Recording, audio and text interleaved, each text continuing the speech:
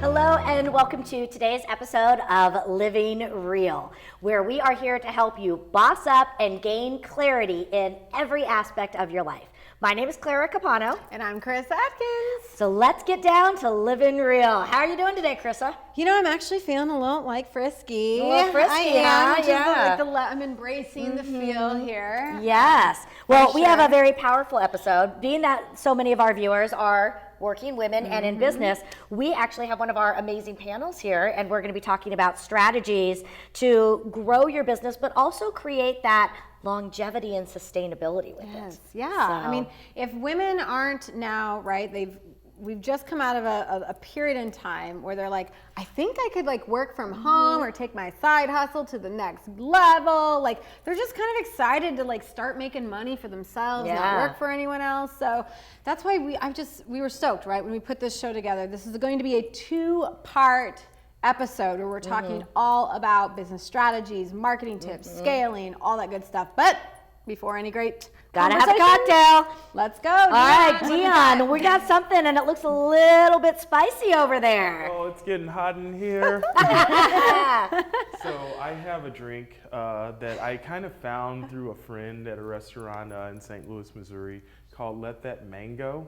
And I was like, I have to have that, you know, because, you know, part of getting frisky and getting there is, you know, letting go of any kind of bad or, you know, not necessarily great feelings you have. And so just to get started, it's got I use pickled jalapenos because if you use regular jalapenos that aren't pickled, what ends up happening is it burns out the tequila and it's like way too spicy, and you know, jalapenos change from batch to batch. And so I find that using pickled ones actually work out a little bit better. I thought he was going to say burns going down. I'm like, oh God. No, we don't want any of that. We just want it to add a spice. We don't want it to ruin your whole evening or your event. And so with that being said, I'm going to go ahead and get started. First, we're going to start out with our lime juice, as we do with any margarita. Now, And I love that everything is like fresh squeezed and absolutely. yeah, it's amazing. Now, as my friend once told me, a good bartender knows the recipe for a margarita. A great bartender knows to check your lime juice and your sugars to see like how acidic or how sweet things are, so you know how to balance them out yourself. Our next ingredient is going to be mango nectar. So this has a little bit of sweetness, but it's mostly fruity. I do love mango in a drink. It makes me very happy. I love mangoes. Sometimes you just got to let that mango. Well, exactly. I remember my first time going from like the pour spout margarita to like a house party that had like a craft, like she just crafted up this gorgeous homemade. I was like, this is not a margarita. And she's like, yes, it is. This is the way they're supposed to be. Yes. So I always, instead of using a no-brand triple sec, I generally use either Cointreau or dry Carousel from Marie Brizard. Today we're going to use Cointreau. We want to fancy it up a little bit. Really get fancy. Get fancy. And then, you know, our rock star, our Patron Silver. I love their distillery. If you ever get the chance to go down there. Where is it? I don't remember. It's in Mexico, obviously. We should just go on location. Let's do it. Yeah. I tell you what, they are really hospitable, and you know, a bunch of my friends from the United States Bartenders Guild go down there once a year, and it is supposedly one of the best trips you can ever take. Okay. I'm sold. Dion, yeah, let's do this. Get your wife. I'll get my husband. You get your partner. I'll get my dog, you know.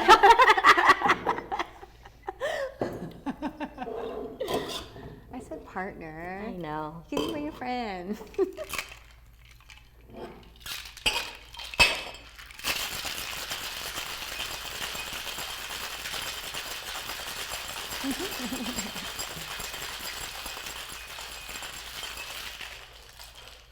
Right. Paparazzi. Pop it. So Dion, remind us again, how long have you been crafting drinks and being a mixologist? I've been a craft lead for going on 24 years now. Oh my goodness. Yeah. And again, that's a craft lead. It's like a craft athlete. Like That's actually a hard word for me. it's Craft really hard. lead. A craft lead. I like Craft it. lead. You know, it's original, and It that's is. I've never Well, heard of and it. Dion is a true original, so The let's one be and honest. only. The one and only. We're blessed to have him. And remember, you can get all of these recipes on our website, livingrealtv.com. Oh, like give me it. Give me. These are good sized drinks too, I'm not gonna lie. So if I'm taking it too, It's like you just halfway bring through, I it may back. be just taking a little snooze over here. Well, we can't. We're talking business. Oh yeah, we gotta talk, huh? And ladies, just a little bit of advice. If you ain't acting right, let that mango. He was working on that one. I love the effort.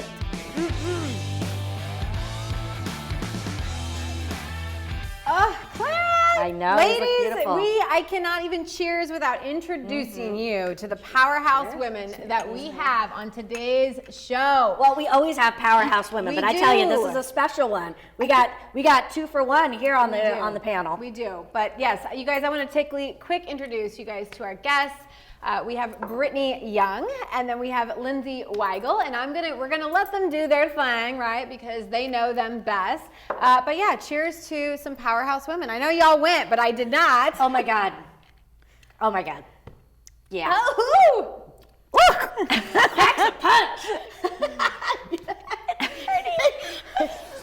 Packs a punch. So, well, No, I was kidding. all right, I'm going to give you a minute to catch your breath on that one. Before we start diving into business strategies, we have our question of the day. Yes. So, Brittany, I want to start with you. The question we have for today is, what are your best qualities? I would say that my best qualities are my smile, Let's see it. I love it. Yeah. my integrity, and my discipline. Love that. Yeah. Okay, now before we rotate, what would your husband say your best qualities are? Ooh, my butt, I love it. Yep. my tenacity, and being a mom. Nice. Beautiful. Very Yeah. cool. I like those. Yeah. What about you? You know, I think that my ability to relate to people and connect with people is probably the thing that I not only think is one of my best qualities, but the thing I like the most. I really enjoy being able to connect with people and relate to people and have those good conversations and connect in those spaces. So I think that that's probably my favorite. What do you think your clients would say your best qualities are? Oh, that's a great question. I was already going like that for my husband. Okay. I think my clients would say that we partner with them. And so our ability to really connect, to know their business, and to make sure that we understand what is going on for them and how to solve their problems, and not just say, this is the Blue Water way you do things, right? Like it's the what is going on in your world and how can we help with what you need. And so I think it's our ability to know our clients and know how to help them. That would be, I think, our biggest strength. I love it. So Chris, I want to change it around on you and I for a bit because we talk about ourselves all the time. So what would you say my best qualities are? I love it. I love that you switched it around. Wasn't planning for that. Okay, so best qualities when I think Clara Capano, I think passionate. Okay, and I think My butt too, right? yes, all day. You're driven. Your willingness to just drive forward, to push through, to plow through.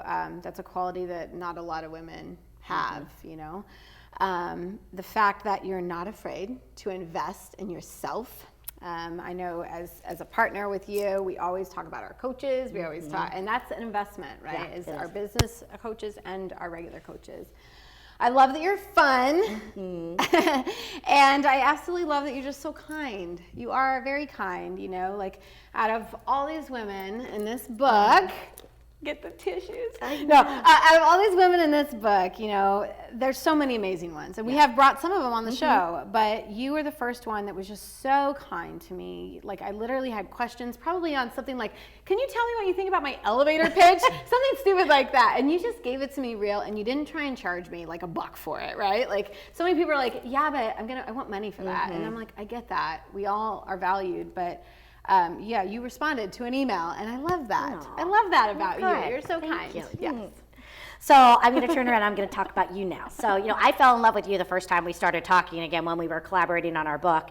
And I think it's, you know, one of the things I admire so much about you is your ability to stand in your truth. You know, you've been through a lot, and the person that you have become and how you've gotten through all of those things, you stand in your truth without judging other people. You know, you really are very accepting of other people. You don't put them down. You're like, that's you, but I'm going to do me. Your ability to stay disciplined is off the charts, amazing. And I mean, you are one of the biggest go-getters. Again, talk about no fear. I have learned so much from you, and you have helped me elevate my game.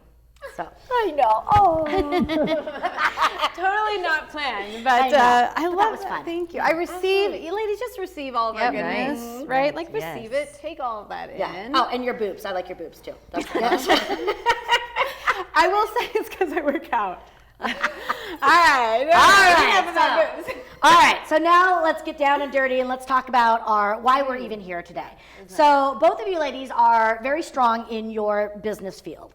And what we want to talk about today is when you are in business, whether you own your own business or you're a leader or team leader, whatever it may be, we have this idea of growing our business, starting our business, but then also maintaining it. What would you say, you know, are some of the things that you would advise women on if they're thinking about starting their own business? Can I pause really quick? Please. Remember that. Everyone remember that question? Yes. Because after a few more sips, I may not remember that question. I want to know, just tell us your name, your business, what you that would do. probably be good too. A little bit of the company so that as people can start to relate to your guys' stories for sure. So, Brittany, start with you. Sure. So my name is Brittany Young, and I'm the owner of Young Wealth Inc. And I call myself an executive money strategist. And what I do is I help women in male-dominated industries create wealth in all areas of their life. Love it. That's powerful. Yeah, man. Yeah. What's your favorite part about what you get to do? Seeing the results and the transformation of the women that I'm helping. It's not just business. It's, like you said, partnership. Yeah. And being able to see them in their motherhood, their life, their business, and most importantly, in their heart. Yeah. And I love that. So when you're talking about women in male-dominated fields, what are some of the top fields that you find you're working with women? Doctors, financial advisors, lawyers, and then coaches and consultants. Okay. Yeah. Awesome. I will say, just because I've been stalking Brittany and I've known her for a while on social media, so I really have had a long-lasting relationship with Brittany. But when she tells, you know, when she says, like, it's one thing to say what you do, but to be able to back it with like some good pudding, like I see her clients, they are like they know who they are. They are powerful women. But more like they are making a crap ton of money. Like I like seeing that because it gives everyone else hope, right? When you're like, my client just crushed like a $60K month, you're like, what? This is possible? And more. so I love Brittany. Like not only does she, you know, speak it and do it, but her clients love her and they have no problem sharing their transformation. So kudos to you. Yeah. Thank you. Yeah, Definitely. 100%. Lindsay, what do you do? I am managing partner at Blue Water Advisory. We are a consulting and advisory firm located in Sykesville, Maryland, about a half an hour west of Baltimore. And we partner with businesses and organizations to help their individuals within the organization as well as teams operate more effectively, but also more enjoyably in the work they do through training, tools, and coaching. We do a lot of strategic planning, succession planning, all those types of things in our world. So you work both with the leaders and then the executive team? So we work across really, again, whatever's going on in the organization. Sometimes a leader will bring us in. It really has to start at the leadership level, right? Yeah. Because they have to buy into the fact that they want to create change in their organization. Because if they don't want to, there's nothing I can do at this level to create the change they're looking for. And so it really has to be at that executive team buy-in level. And then really whatever layer in the organization needs the most help is the layer we then work at. So, Okay. Yeah. And what do you love about that? Oh, I love, much like you said, I love to see the transformation of teams and individuals. I have a team right now that I'm working with. There's 3 individuals who, they're all great individually, but we're really struggling as a team. And so over the course of the last 5 months, I've been able to fly in and work with them, and they're like, this is so great, and we love each other, and we're so happy. Like, we had one person who was ready to like leave and all these things, and now they're functioning well. We've had outside individuals come in and say, this is a totally different team than you were 6 months ago. And to be able to see that type of transformation, and not only from a productivity and money making standpoint in their business, but that they like going to work now. It's a huge difference. When you can have that kind of culture Right. where it's starting to gel and people respect each other, and again, they see that collaborative effort and they tend to partner with each other. It changes everything. So fun to see that happen. So yeah, that's definitely my favorite part. Gotta love what you do. Fantastic. Good. All right, I told you to remember it because it's gone. Okay, so if you are working with especially women, and let's talk first about maybe starting a business. What do you think are some of the key components that women need to think about when they're getting ready to start their business? So Brittany, let's go over to you first. Ooh, this is a toughie. Certainty. Okay, tell me more about that. Start with certainty. Certainty to me is really about being the leader. So not worrying about what's going on in the background, right? Just because you have a family, it doesn't mean that you stop and start a business. It means that you are certain in what you're doing. So like Carissa said, being able to back it up and knowing that no matter what's going on in your world, you are certain that that business is going to take off, that you're going to make money, right? That you might be part of a team, and that team might have problems. So to individually have that certainty really goes a long way. Do you think, this is something that I see, and I know I struggled with a lot early on in my career, is part of certainty also being clear on who your target audience is, who your ideal client is? I would say being clear on who your audience is, but also who you are, Yeah. right? That's the key. So if you have that belief, you can create that change and that belief system within your clientele. Yeah. I think that, what word did you use again? Certainty. It's like having such a strong vision. You call it clarity, right? Like I think vision. I just remember going from corporate to coach and not really having an extra strategy, like just jumping off. Like you said, I just go and I'm like, I'm gonna swim to the top because that's all I know how to do. But like I was just so dead certain. I didn't know at the time, I didn't know my niche, I didn't know what I was gonna do. Like I was like, I just know I'm meant for more. And that alone, like that sense of confidence in yourself, that certainty in yourself, like everyone knew, they're like, we can't stop her, right? Like whatever she does is going to be great. I remember my boss, he was like, I knew when you came into that office to give me your notice, like he had no idea, right? But he goes, I knew, I could see it in your face. You were so certain about whatever you're going to tell me. And he goes, and I knew you were going to leave. But yeah, like just owning that certainty of like, I know that I'm not where I'm supposed to be, and I have faith that I will figure it out. And have faith in that and roll with that. And I mean, when you have certainty that you're going to be successful no matter what you do, you rise up to the top. You do. Love that. Love that certainty. Lindsay, what about you? What do you think is something important that we need to think about in starting a business? Yeah, I think what Brittany was hitting on is right sort of where we spend our space, which is knowing yourself first. And for me, it's a lot around what value do I bring? Where do I struggle, right? Knowing where you struggle is as important as knowing what you're really good at, right? Because maybe I recognize that there's a space that I'm going to need to hire someone to be good in that space, or a partner that I bring on needs to be really good in this space. We spend a lot of time in DISC and driving forces. I was just going to ask, that's a tool, and emotional intelligence, and really being able to understand where does my value sit so strongly, so I don't shy away from where that value is, but I also know what gaps I might need to fill in that space. Yeah, can we talk a little bit more? And I know you do know about this. I'm not Yes. labeling you as an expert unless you are, but in emotional intelligence. Yes, I am Can an you expert go in ahead? that. Good. I would say that. I have a certification in it too, and what I found is, I mean, I really believe that is such a key indicator for success. But not everybody may know what that means. So can you define it a little bit for what what does emotional intelligence So mean? the reason you think it's such a key indicator is because it is. It's been shown that 90% of the difference between a star performer and an average performer is emotional intelligence. And it really breaks down into, it's really about understanding how do I use, harness, and understand emotions to facilitate higher levels of collaboration, productivity, and effectiveness, right? Better relationships. So it's really about 5 dimensions of emotional intelligence, about understanding ourselves, self-awareness, self-regulation, right? How do I redirect those negative impulses I have?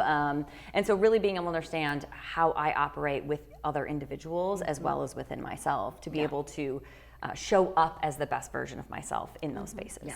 And the one thing that I know about emotional intelligence is it's different than our IQ. Yes. You know, our IQ is fixed, but our emotional intelligence is a Yes. skill set. Yes. So, Thank God. and both of you are nodding your head. I know, which is great. Yeah. What are some of the things that you feel someone can do to improve their emotional intelligence? Yes. Okay, so I have a favorite dimension of emotional intelligence. I don't know if you knew it was possible to have a favorite dimension, but I do. And it's social awareness. And social awareness really talks about this idea of understanding emotional currents in a room, right? So being able to understand like what's going on. Do I have the group? Am I losing the group? Is there something weird going on that I need to talk about here, right? Is there, you know, are my spidey senses going off? And if they are, what is causing that?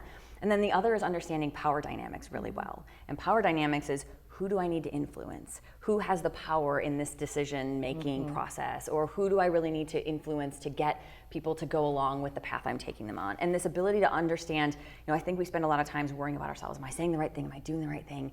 Am I showing up the right way? Did I give all those facts the right way? As opposed to saying, but what's going on with everybody else? And paying attention to them so I can utilize that more effectively. I know, I use that as like sales, you know, and I wouldn't even consider it as my marketing role. I didn't consider myself sales. I was a relationship builder.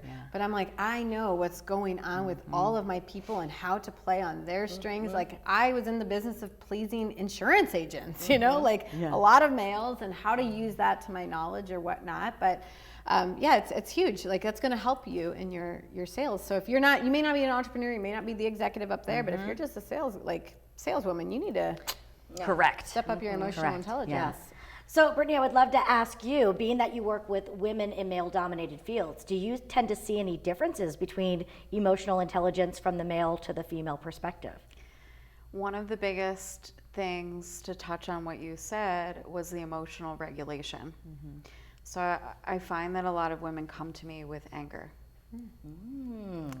And as we know, being emotional intelligence experts, I too have a certification.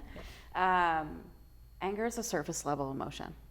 So a lot of these women are dealing with anger because of the industry that they're in, and they don't feel as if they can get to the next level because that emotion is actually blocking them from getting to that next level.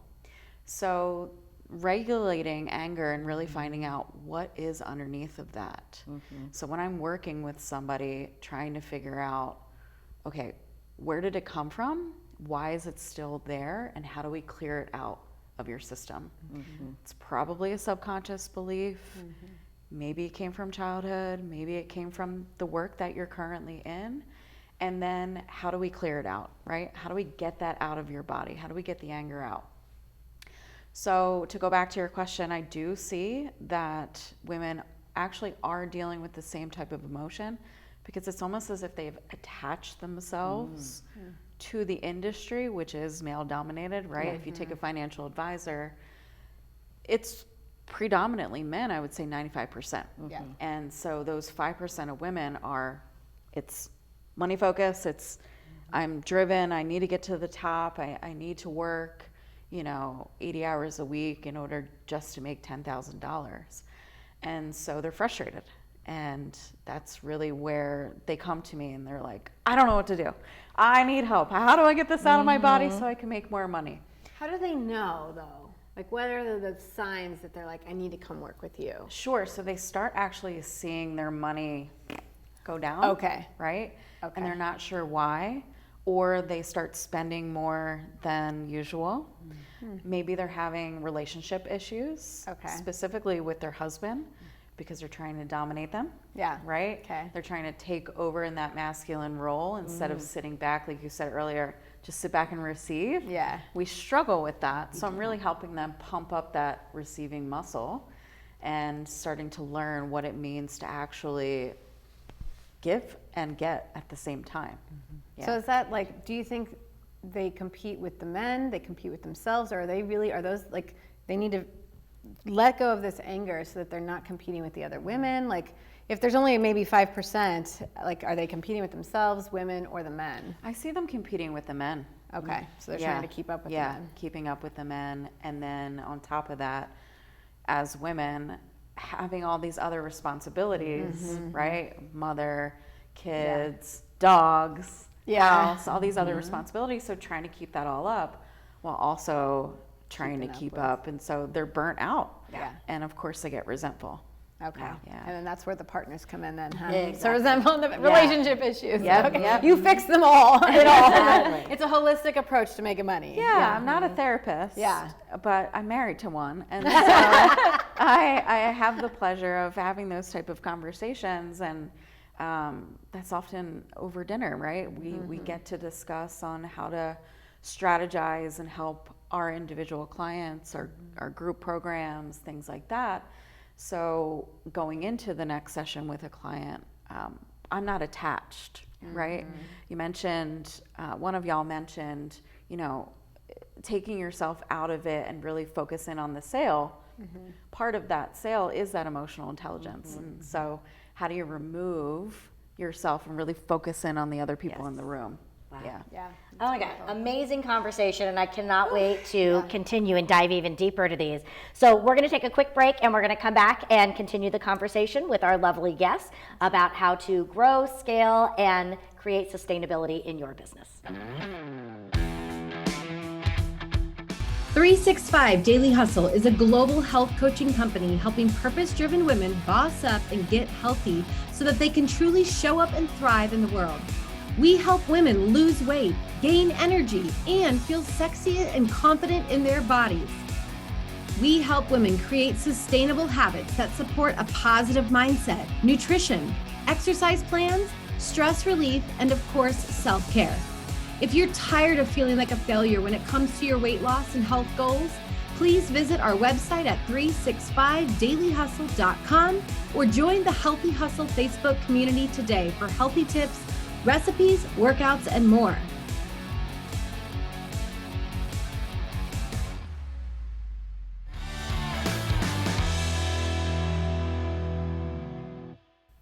We are back with an amazing panel discussion talking all about what's next, right? Growing your business, starting a business, scaling a business, and what that even all means. We just spent the first half of this show really talking about a lot about emotional intelligence, which I was shocked we went into so much, but it was so important. I really didn't put those two coming together, but you're right, absolutely. To change one's culture and to grow a business, you really do have to start with, yourself as the leader. So I think I want to dive into and kind of shift the conversation into scaling, right? Because I've scaled big time this year. Out of 3 years, I finally scaled.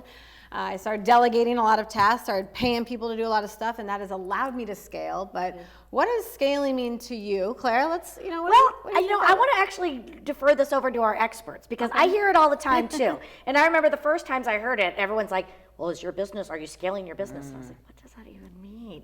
So, tell me about what it means for you. When you're working with your leaders, how do you talk with them? What is scaling even defined as? So I think in sort of both my professional work and my personal life, and this idea of making sure that what we're doing is sustainable for ourselves, right? So from a professional standpoint, it is about how do I grow the business to where I want my business to be, to give me the life I want to live.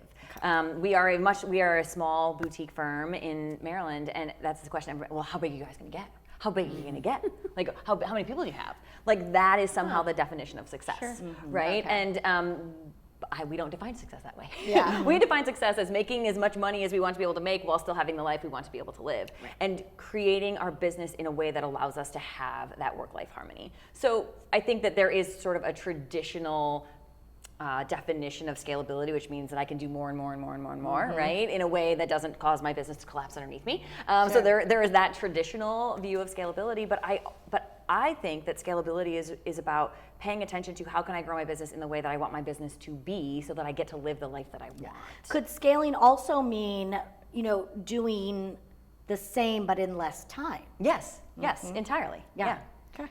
See, and I'm going to bring it down to like one person solopreneur here, because this Yes. is kind of big, right? So I want to talk to all the audience. So like for me, scaling was going from VIP coaching to group, right? Like that's a simple scale, right? So now I can make more money in 90 minutes than I could in 1 hour, okay? So that's a scale. Another scale maybe you are like just like a step of growth. Like let's just call it even simpler, stupid stuff, right? Stepping into a new set of growth. Another scale is I remember hiring my first VA. Okay, like now I have someone to write all my emails. I have made it, right? Like that to me was scaling big time. And then scaling this last 6 months, I was like, I went from like 5K to 20K. So that to me was scaling, and I didn't really change a lot of stuff, right? So it doesn't have to be big leaps and bounds, but we have to define what that looks like, that feels like, and every step of scaling comes with a lot of trickle backs and a lot of step forwards, and like just taking that leap and just like knowing that it's gonna be okay. And like worst case, I spent 10K and I like lost it all, and I'm like, okay, well now I know not to do that to scale. So but I want to like pick Brittany's brain on scaling and scalability. So my definition, if you will, is can you hold it all? Yeah, can you hold it all? And as Carissa's in the coaching, and I'm coaching and consulting as well, it's moving from one-to-one to one-to-many. In my case, a financial advisor or a doctor, right, they have this large practice. So I'm not coaching just the individual anymore. I'm actually coaching the entire practice. So that's how I am scaling. And can I hold it all? Can I hold my own personal responsibilities while also holding the responsibilities of my clients, my own personal responsibilities in my business, and everything else that I have to manage in my life, right? So Do you think that there's any signs out there that can indicate the point where we're getting to the point where we can't hold it all? Do you think that there are some things that we should be aware of where we're like, oh, maybe now's the time to start delegating? when you are literally trying to control every aspect of what you're doing, let go. Delegate. Yes. That is what VAs are for. Yes. That is what teams are for, right? Let it go. Yeah. If you are not the expert, give it to somebody that loves what that expertise is in. So for instance, I don't want to write emails anymore. Here's the perfect person to go do it. I don't want to do lead generation anymore. Here's the team to go do it. Yeah. Yeah. And to build that team with those things that not necessarily like I don't want to because I could do it, but like as I'm getting ready to grow and scale as a team, right now I'm looking for coaches to bring on because I'm scaling as my speaking career, right? Like I'm like, now I really want to do this so I can impact more, but I still have to hold the value and bring value to my clients because at the end of the day, that's more important than, you know, trying to scale too big, too fast. So yeah, I'm like, okay, like one team member feels like I'm scaling, 2 team members, but I'm gonna create a freaking team. Like I don't want 10 quarterbacks. I don't want 10 personal trainers. I want nutritionists and I want emotional, you know, like therapists. I want all kind relationships, sex coaches. I want everything because as women, it's a holistic approach. Like it's not just, you know, there's a reason why we're overweight. Like we've got to attack all kinds of things. So to recognize it's like, yeah, I could go get another certification, but what is that going to do? Now I'm going to tie me even more. Like, now I'm even more the only one that has to do it all. And I don't want to do that all. I want to have fun. I know.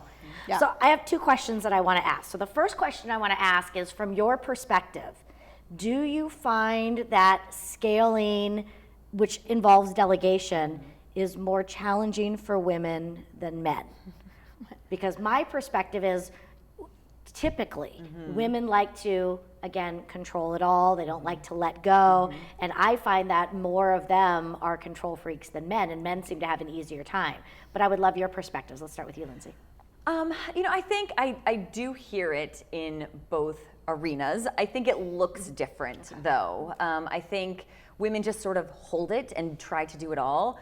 I often see men wanting it done a certain way, right? So, I see it showing up differently, but I think it's a problem that just people in general struggle with, especially when it's something that we do love or something that we've grown. It can be hard to let go of that thing, right? And so, I think, really being able to figure out, when am I doing lots of things that I love versus when am I doing lots of things I don't love, right? Is when I'm recognizing I'm not doing a lot of the things that I love.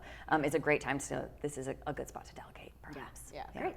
Excellent. And I would capitalize on that as well and say that I find women attached to the outcome more than the men, because men just go, here, get this done, right? And walk away, and they're busy doing something else. So can we as women learn to detach and give it to somebody else and say, this is no longer my personal responsibility. You're much better at it than I am. Here you go, right? It's not on me to do it all. But when I say hold it all, I mean, really having that love for what you're doing. Like Lindsey said, can you love, but can the things that you don't love, can you give it away? Yeah. So the second part to this question then is, where do we even begin? Because it's very easy to sit there and say, oh, I don't like it, I should delegate that out. But especially if we're mompreneurs, womenpreneurs, part of what we do is our labor of love. It's our baby. We created it. So there is that sense of, it's mine. I don't want somebody to screw it up. So where, as women, can we even start if we're feeling like we can't hold it all? You must, in my opinion, get vulnerable. Key. This is my process, which I'll talk about a little bit later, and when we're sitting down, it's called the permission process. Moving from that place of control into a space of vulnerability. And we women, especially women in male-dominated fields, lack that vulnerability because we're so used to closeting ourselves or holding ourselves up and saying, I don't want to take a look at my emotions, right? I don't want to regulate my emotions, but then we burn out. And then we can't hold it all. So, and in fact, then it's all coming down. Then it comes down and it crashes on you. I mean, to be vulnerable, that happened to me last year. I had a baby in 2020, and I was trying to regulate all the things while breastfeeding, and then 4 months later, I have to get back to work because my clients need me. And it was like, no, they don't. You need to take care of yourself. And it lasted for 18 months. And so when I finally said, I surrender, I got really vulnerable with my husband first before I got vulnerable with my clients.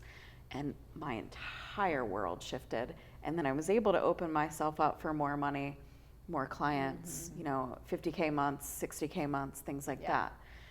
So that's it. That's great. Secret, get vulnerable. Get I said it before, but vulnerability is hashtag sexy. get vulnerable. Fix it. And right now, like that's a hot trend in marketing, right? They're saying people, I can remember when the shift was looking for recommendations, right, on social media. Like everyone now wants your recommendation instead of like they don't want to care about your website. They're like, that's all nice, you're verified, cool, but like, what does everyone else think? So they want the testimonials. Yeah, they want so then that became important, and now it's like, how do you stand out in such a crowded world on social media?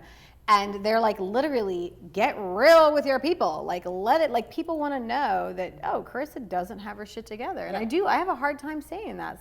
My VA said, you look really intimidating. Even if I want to lose weight, I don't know if I would come to you because you just look too in shape. I'm like, what? And then I opened my eyes. I was like, what? I share all the time. And I was like, clearly not enough. I notice that too when I do my little video blogs or whatever, when I really just kind of, again, shed, my life, and those are the posts that get the most engagement from other people. So I think there is beauty in that. So let's talk marketing. Well, I want to hear what Lindsey has to say. Okay. Sorry, sweetie. What do you feel is a great place to start? So we use an activity in a number of different ways in the line of work we do, but one is called an on-purpose circle. Okay. So you just draw a circle on a piece of paper, and you write the things that are on purpose for you and the work that you do. Like when I'm doing these activities, like these are the things that are driving my happiness. They're the things that are driving my productivity. They're the things that are driving revenue. Like these are the on purpose things that I'm happy doing and that lead me to success. And then on the outside of the circle, you write everything else you do. and then you decide how much time. Like, how much time am I spending on purpose versus how much time am I getting trapped in everything else that is consuming my time? That's where all the fires are. Oh my God, That's where all those things Yeah. are. And so one of the activities in this on purpose circle is to help really determine where am I spending my time and my energy? Is it in the right spaces? And sometimes it's even realizing I don't even know what those things are. Right. And so it's really it's a really, really powerful and simple activity to really help you hone in on where should I be spending my time and energy? Do I have, and we're never going to be able to always work on purpose. Yeah. But we should have the right ratio, right? It And at can't least be- again, no, you got to get Correct. clear on what that clarity that we talked about. Correct. What should I be really Yes. focusing on? Right. I love that illustration of the circle. And again, where is most of my time? Because I would venture to say that in the beginning, we spend so much time All on outside purpose. the circle. Outside the circle. Oh Is my it God. A, is it going to bring me money, or A, is it going to bring me joy? Other than that, it needs to go, right? I love it. All right, Can't what let was our your question? egos get in their way. know. Because sometimes Correct. you're like, but I really want to do this. And I'm like, but that doesn't really But matter. again, going back to what Brittany was saying is, am I the best person to do this? Am I the expert? Because again, you are amazing at marketing. You really are. And you are an expert in that field, but I know that's not where you want to Yeah. focus most of your time. So again, just because we can do it doesn't mean we should be doing it. That's a great So, example, yeah.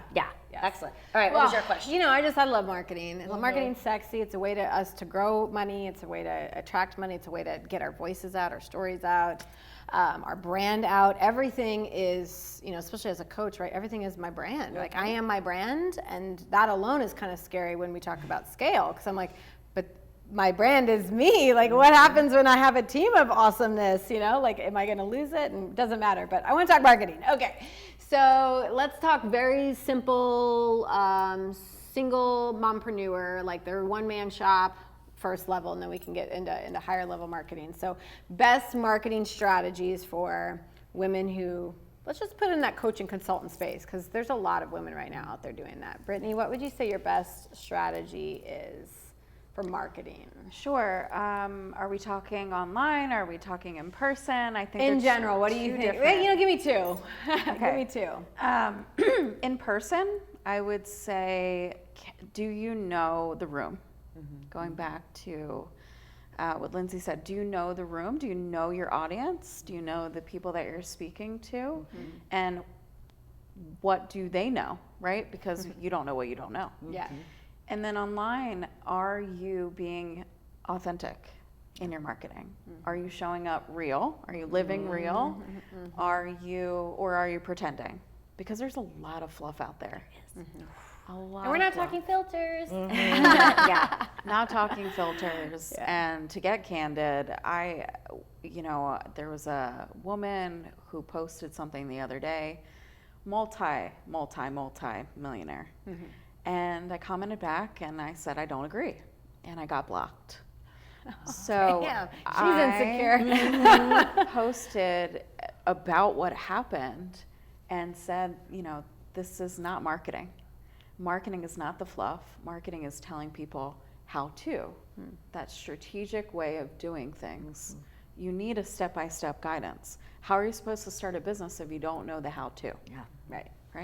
Wow. Yeah. You're like, I started an LLC, but then I went straight into hiring a team, and I don't know what my products are. Like, there is some steps. And I'm like, losing money, and I. now I'm bleeding it, and my Yeah. family's being affected. Like, that's what happens when you don't have the how-tos. So sometimes you do need the how-tos. Yeah. Great. Awesome. Yeah, I mean, our philosophy at Blue Water is really do really good work with your clients, and your clients will lead you to more clients. Because it's true, right? It's when someone says, like, what are you doing differently? Like, what's going on in your business or with you as a person? Like, oh my gosh, I'm working with this person, right? Or I'm using this product. And so for us, it's about really being focused on do really good work in the line of work that you do. Be the expert. Be the person who relates, connects. You are their go-to.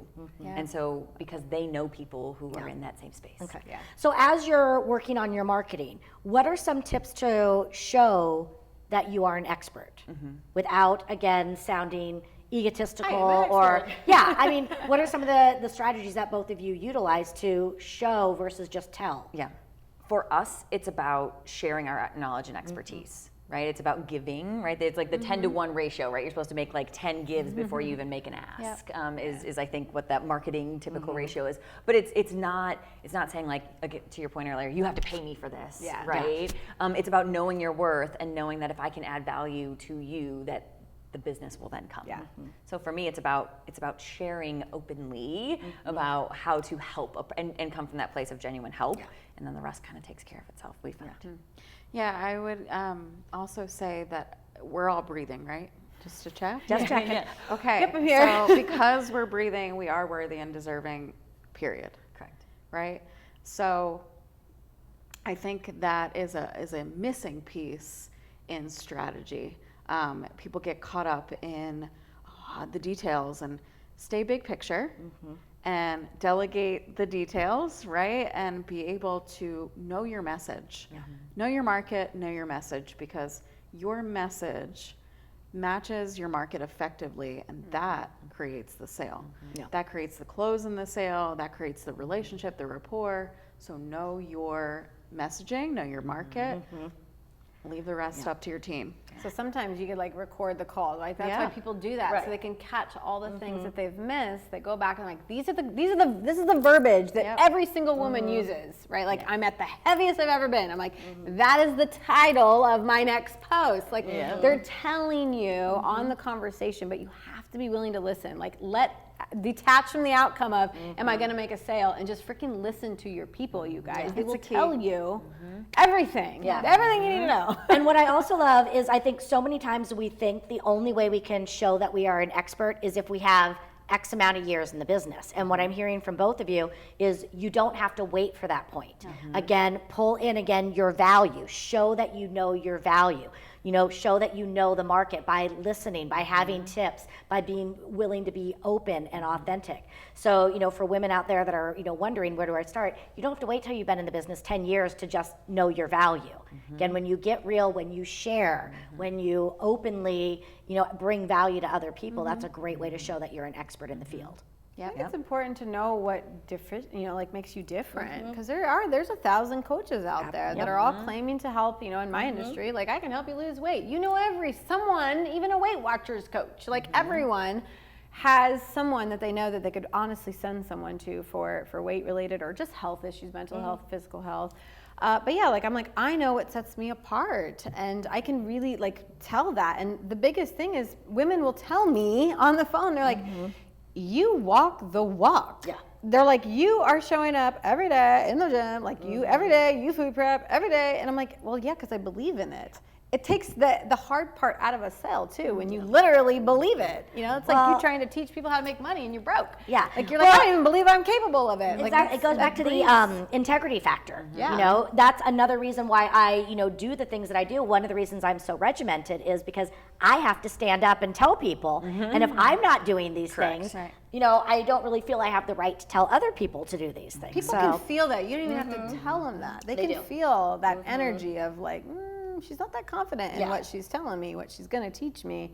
They can feel it. And then they've been stalking you. Look, I just told you, I stalked Brittany for a long time, before I was like, hey girl, I think we should be friends. Because I think you're kind of cool, So people are always watching. And, and as an organization, as a person in an organization, leadership's always watching.